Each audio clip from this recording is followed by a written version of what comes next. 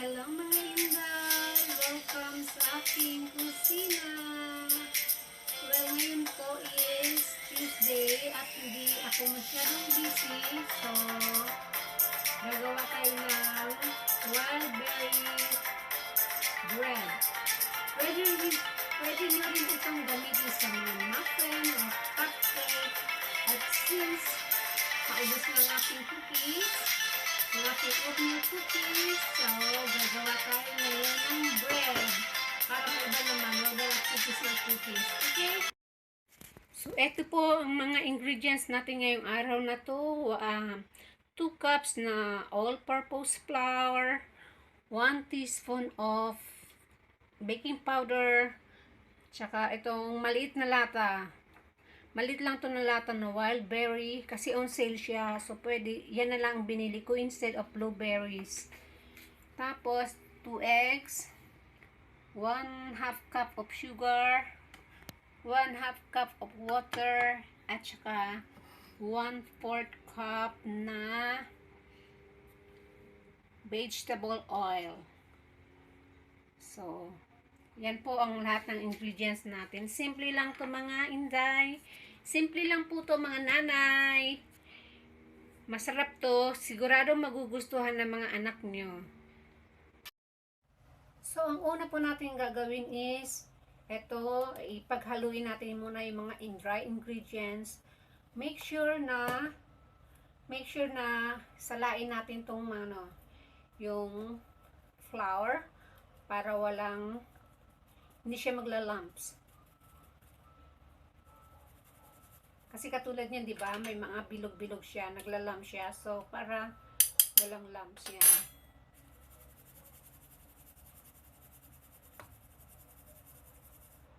Katulad niyan, oh.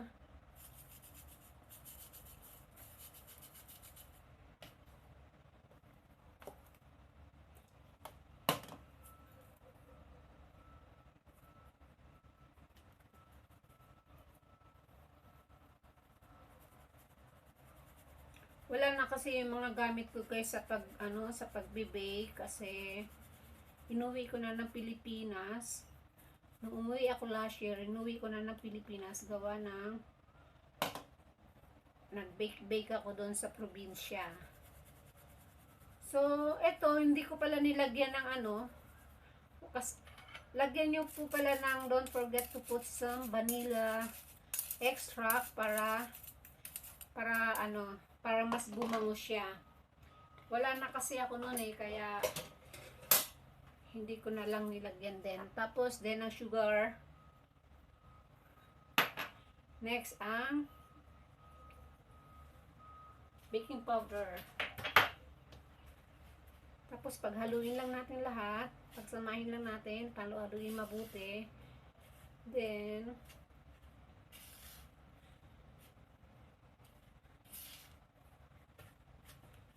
set aside natin ng saglit. Then, isunod natin yung egg. I-beat natin yung egg. Wala rin akong beater, so let's use this one. Pagsamahin natin yung egg at saka yung oil. Dapat pala dito siya kasi mas malaki. Pagsasamahin natin. Ganun lang po siya. Pagsamahin nyo yung mga dry ingredients at saka yung liquid. Yan, yung water. Yan, pagsamahin nyo lang. Then, after nyan, pag na-mix na siyang mabuti, ilalagay natin na siya dito sa dry mixture ng paunti-unti. Paunti-unti lang po.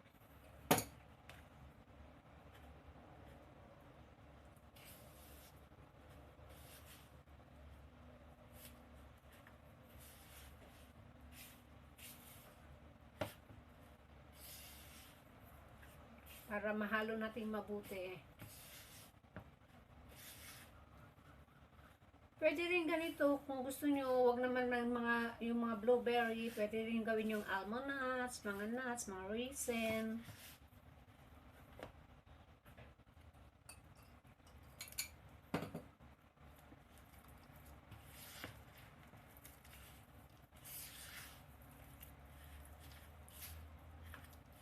Haluin lang natin mabuti. Make sure na lahat ng na-absorb, lahat ng powder nakaka-absorb, lahat ng wet ingredients natin.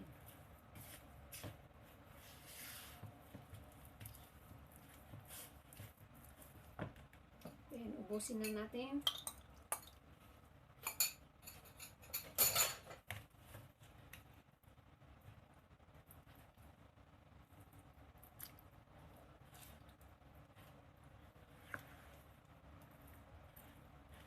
Kung napapansin nyo, parang ano siya, masyadong watery.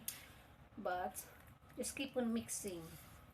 Kasi hindi pa niya na-absorb talaga yung ano. Hindi pa lahat na-absorb ng.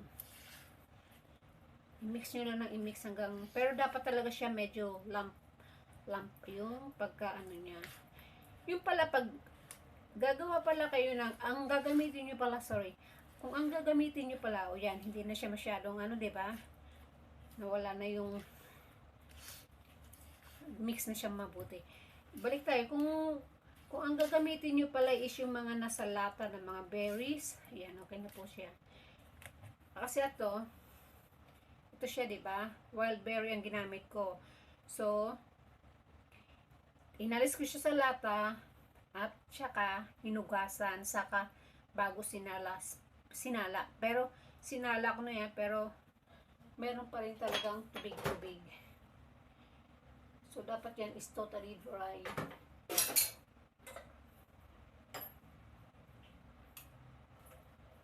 So, ayan, sinala ko po ulit guys para mawala ang liquid niya.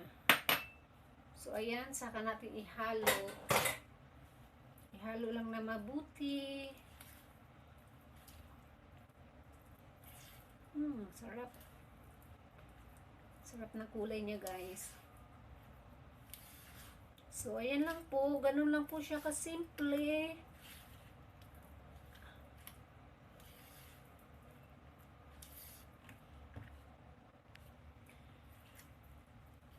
Tapos na siya. Diba, hindi na siya masyadong mga tubig. Basta kung napapansin nyo na masyado siyang watery, just keep on mixing hanggang sa ma-absorb ng flour mixture yung ano niya, liquid ingredients. So, ito na siya guys. Okay na yan. Then, wala akong loaf fan. So, ito lang ang gagamitin ko. At saka, wala na rin akong baking sheet. Kaya, pwede nang i-grease nyo na lang yung pinakapan nyo. Yung tissue, maglagay kayo ng mantika para lang hindi siya magdumikit. Tapos, ipahid siya sa paikot ng tray. Ganyan lang po. Then, saka natin ipo-pour yung mixture. Para malaki yung aking tray. Wala na kasi talaga yung mga gamit ko. Yung beater ko, yung whisker ko, yung aking mga loaf fan, inuwi ko ng Pilipinas.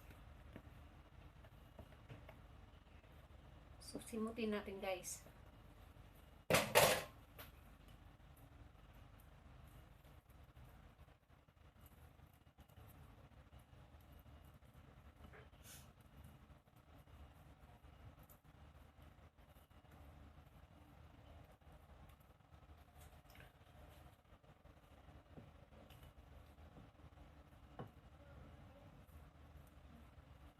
Ganyan lang siya guys. Tapos, i-shake nyo yung ano, para wala siyang mga lumps, wala siyang mga mauna yung hangin-hangin. I-shake nyo siya ng ilang beses. So, ayun na guys. Okay na to. Habang palang hinahalo nyo yung ano, minimix nyo yung flour mixture, dapat naka-preheat na yung oven nyo. Tapos, i-oven natin siya. I-bake natin siya sa loob ng 35 to 45 minutes. Or depende, kasi ito hindi naman ito masyadong makapal, gawa na malaki yung pan ko. Yung baking pan ko. So, pag i-try nyo na lang na, testing nyo na lang na susukan nyo ng toothpick yan. Kung wala nang matira, Wala na maiwan. So, it means okay na yon. So, ito na po. Ibibig na po natin siya. Sa loob ng, 35 to 45 minutes in 180 degrees. So, ayan na guys. Ready na ang ating oven. Nakapuhit na siya. Sa middle lang natin ilalagay para hindi siya masunog. And let's wait for the right time.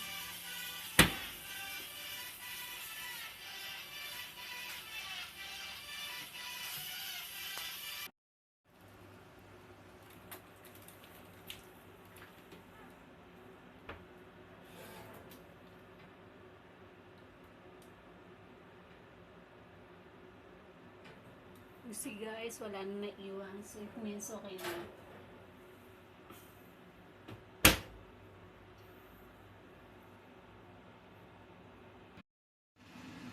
So eto na siya guys. Sinubukan ko lang siyang i-bake sa 28 minutes kasi hindi siya masyadong makapal dahil di ba malaki yung ating baking pan. So kung siguro ko ang gagamitin nyo na pan is yung loaf fan na 8x5, yan, 8x5 ang laki niya, pwede nyo gawin yung 35 to 45 minutes. So, nakita nyo naman kanina, di ba, tinesting ko siya ganyan. Pag wala na siyang naiiwan, it means it's all done. So, tingnan, ang ganda yung tsura. Palamigin lang natin siya, and may pang merienda na tayo maya-maya pag malamig na.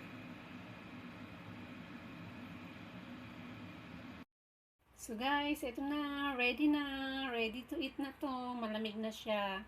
Tapos na natin palamigin, so maghiwa na tayo. So, huwag kang gumalaw at wala tayong camera stand. So, ito siya guys. So, as you can see, tingnan nyo, ang ganda diba? Ayan yung wild blueberries natin.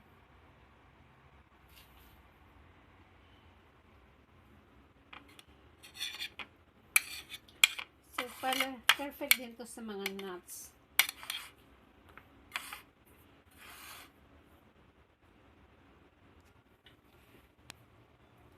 So, ayan, huhusgahan na natin.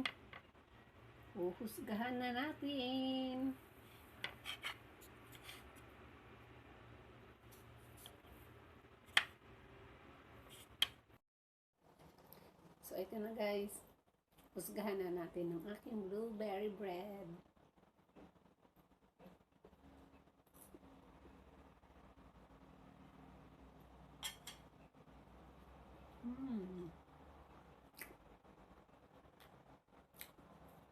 Masarap siya. Hindi siya masyadong matamis. Perfect sa kape, sa gatas. Tsaka, yun, healthy siya. Tsaka sigurado tayo na malinis kung tayo mismo ang gagawa. Tingnan nyo guys. Ang ganda-ganda tingnan nung blueberries na nandyan sa loob. Wild berries. Diba? Tapos, tingnan nyo. Perfect. Perfect talaga yung pagkakaano niya.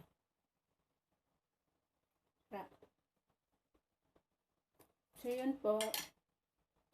Sana nagustuhan nyo at hopefully, magaya nyo rin. Tsaka, sana nag-enjoy kayo at may natutunan kayo sa akin. So, ito po. Don't forget to like, share, and subscribe. And please press the notification bell para sa updated kayo sa aking future posts. Bye!